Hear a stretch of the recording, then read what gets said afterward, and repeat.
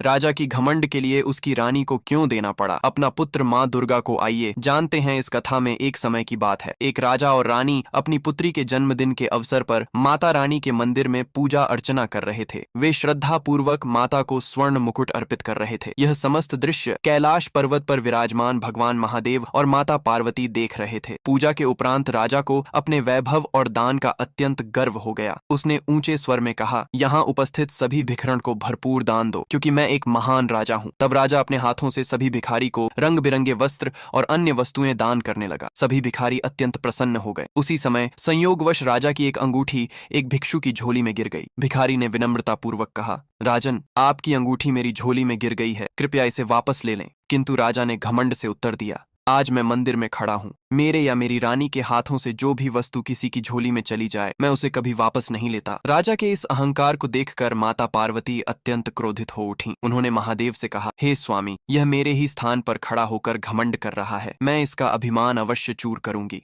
महादेव ने शांत भाव से कहा, हे देवी, जैसा तुम्हें उचित लगे वैसा ही करो। तब माता पार्वती एक भिखारी का रूप धारण कर भिखारी के बीच जाकर बैठ गई। थोड़ी देर बाद रानी ने राजा से कहा, आज मैं इस भिखारी को अपने हाथों से भोजन देना चाहती हूँ। राजा ने प्रसन्न होकर अनुमति दे दी। रानी अपने बच्चे को साथ लेकर उस भिखारी की झोली में भोजन देने लगी। तभी अचानक उनका बालक भी उसी झोली में गिर पड़ा। यह देखकर रानी घबरा गई और राजा से बोली, राजन, यह हमारा पुत्र है, इसे वापस दिलाइए। राजा ने कठोर स्वर में कहा, यह बालक अब भिखारी की झोली में गिर चुका है, मैं इसे वापस नहीं ले सकता। यह सुनकर रानी विलाप करने लगी। तभी वह भिखारी बोली, मंदिर में खड़े होकर सभी भिखारी की झोली भरने वाली माँ दुर्गा, माँ अम्बा और माँ शक्ति हैं। सबके आंसू पोंछने वाली माँ वैष्णवी। तुम्हारे जैसे घमंडी राजा नहीं, बल्कि वही देवी पापों का नाश करती हैं और कष्टों को दूर करती हैं। सच्चा भक्त वही है जो अपना तन मन माँ के चरणों में समर्पित कर विनम्रता से सिर झुकाकर मंदिर से लौटता है। ऐसे भक्त के साथ माँ सदा रहती हैं। ये सुनकर राजा और रानी को अपनी भूल का एहसास हुआ। वे दोनों उस भिखारी के चरणों में गिरकर रोने लगे और क्षमा मांगने लगे। तभी वह भिखारी